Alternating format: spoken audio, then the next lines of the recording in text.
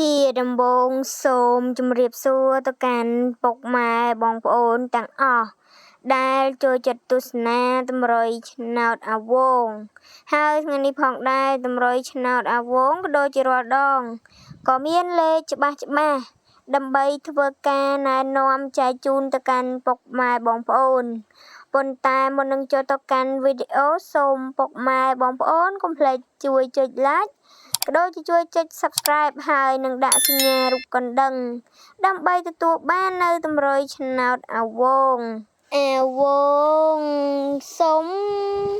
លេខឆ្នោតអូ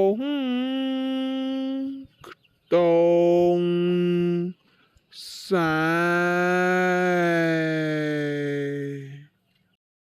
អាវង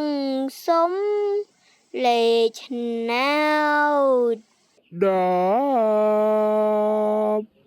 14អាវង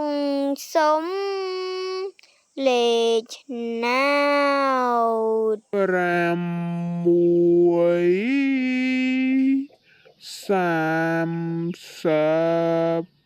35